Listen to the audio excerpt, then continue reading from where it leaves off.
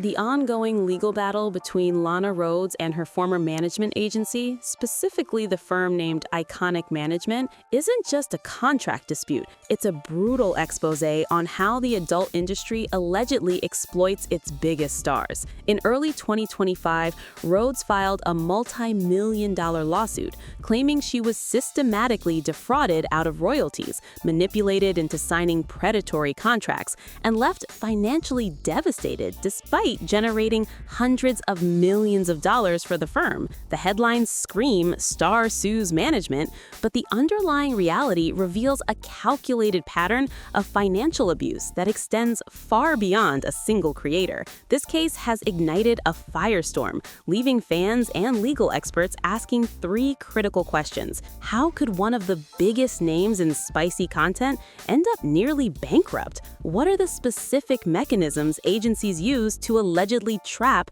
and exploit their talent? And finally, is this lawsuit the beginning of a Me Too movement for creator contracts? To understand the reality of the situation, we have to look past the social media filtered life and examine the balance sheets. Per reports from legal filings on January 14, 2025, Rhoades, whose real name is Amara Maple, alleges that her agency operated as a financial black box. While she was arguably the most searched name in the industry for years, the lawsuit claims she was essentially a high-revenue employee with no access to her own earnings. This is the first major hook of the story, the realization that fame does not equal fortune when someone else holds the keys to the vault. According to her legal team, for every dollar generated by her content, Rhoades allegedly saw less than 15 cents after unexplained fees and management overrides. According to a fellow industry performer who spoke with the Daily Mail in late 2024, Rhoades was explicitly warned about the legal structure of her management deal early on. This insider claim suggests that the red flags were visible, but the pressure to maintain a top-tier status kept her locked in. In the adult industry, agencies often provide more than just bookings. They provide protection, editing, and social media growth. But the reality revealed in the 2025 filings is that this protection allegedly came at the cost of her total financial autonomy. The fact that the agency allegedly controlled her bank accounts and issued her a stipend instead of her full earnings suggests a level of control that mirrors the dark side of old Hollywood studio systems. This brings us to the most shocking point of the entire timeline: the relational leverage used by the agency.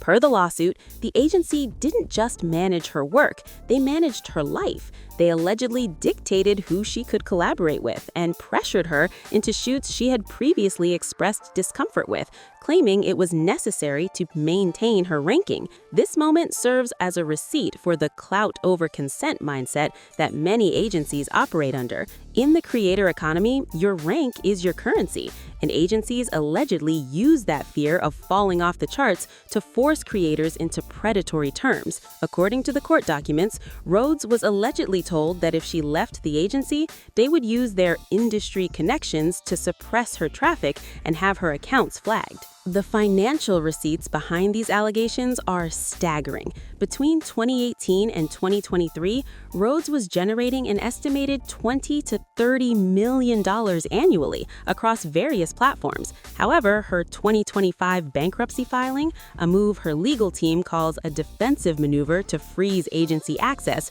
shows a shocking lack of liquid assets. This business strategy by the agency relies on the opaque accounting model. Each month, the agency would allegedly present her with marketing reimbursement bills that totaled hundreds of thousands of dollars. Per the lawsuit, these expenses were often fabricated or heavily inflated. If she questioned the math, she was allegedly met with gaslighting tactics, being told she didn't understand the complex nature of digital distribution. The expectation sold to the public was that Lana Rhoades was a savvy, independent mogul who had successfully transitioned from the industry to being a mainstream influencer and mother. The reality is a woman fighting a multi-front legal war just to reclaim the rights to her own name and image. Per the police reports and civil filings, the agency allegedly owns the trademark to Lana Rhoades in several key jurisdictions, meaning she can't even sell merchandise or launch a new brand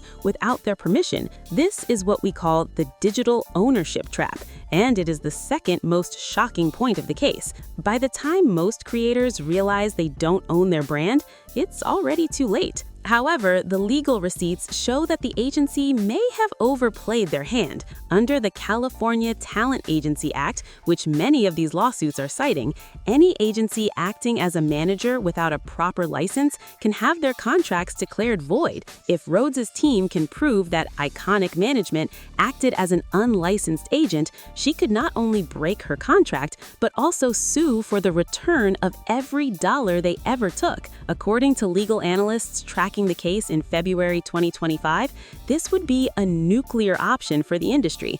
It would set a precedent that could bankrupt dozens of agencies that have operated in this gray market for years. This leads to the next major point of concern: the NFT Fallout. Many fans remember the 2022 CryptoSys NFT project that was labeled as a rug pull after Rhoades seemingly vanished with $1.8 million in investor funds. At the time, she was the face of the scandal, but her 2025 lawsuit paints a very different picture. Per the new filings, Rhoades alleges that the agency was the primary beneficiary of the NFT funds and that she was ordered to promote the project while being kept in the dark about the actual roadmap. According to her testimony, she didn't run away with the money. The agency allegedly moved the funds into accounts she couldn't access, leaving her to take the public heat for the failure. As we look at the timeline of events, another contradiction emerges. While the agency claimed to be building her long-term wealth,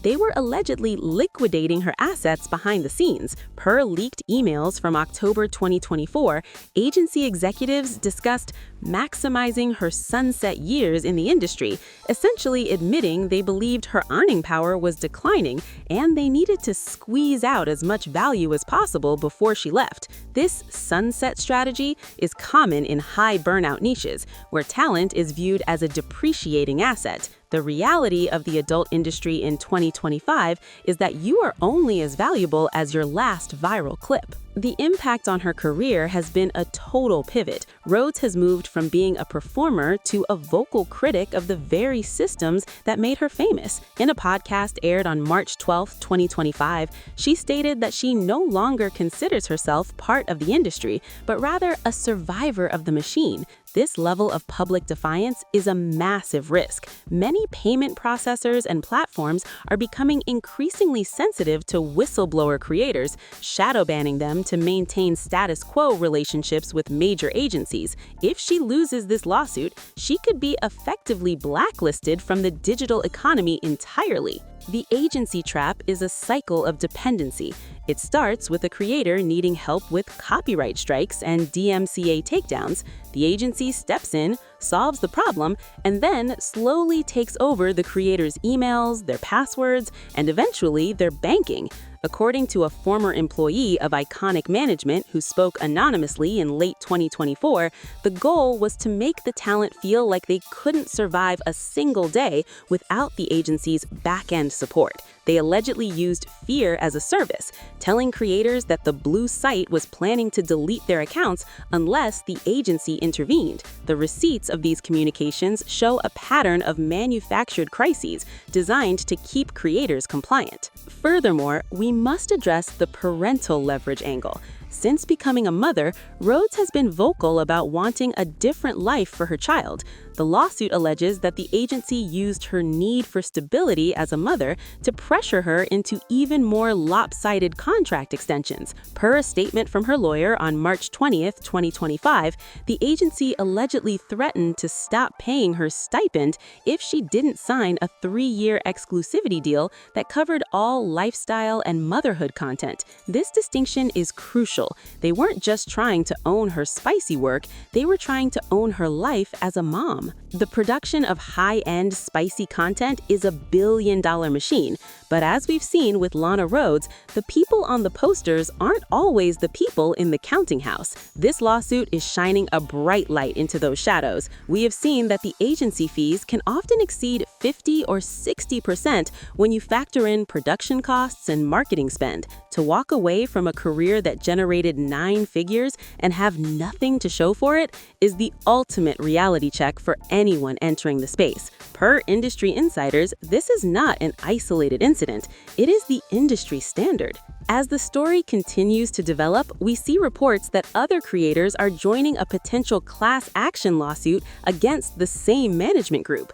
This indicates the scale of the alleged exploitation. In the digital age, a creator is also a brand, but that brand is only as safe as the person holding the contract. If those contracts were signed under duress or through force, fraud, and coercion, as Rhoades alleges, then the entire structure of the modern adult industry management is about to collapse. The receipts here are the years of missing statements and the hundreds of millions of dollars that seem to have vanished into corporate shells. In summary, the Lana Rhoades lawsuit against Opaque Management is the ultimate case study in the dangers of the agency model. We've seen how she was allegedly lured in by the promise of fame, only to be trapped in a financial black box that left her nearly bankrupt. While the strategy worked to make the agency executives rich, the 2025 legal climate suggests that the Me Too moment for creator contracts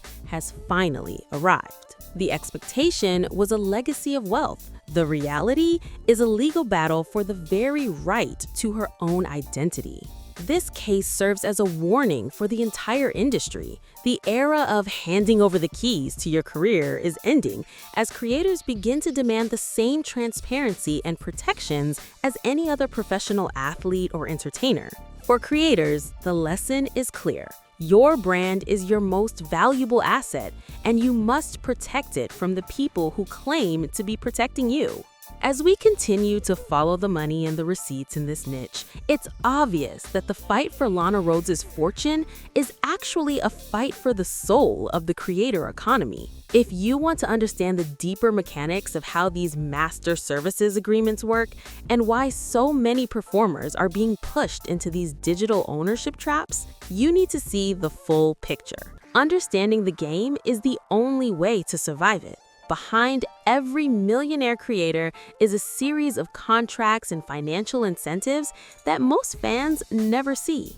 For more on the hidden side of the digital economy and the legal traps that are being set for the next generation of stars, you need to check out the Velvet Rope Industry Secrets playlist. It's the essential next step to understanding how the game is played and, more importantly, how to win it without losing everything.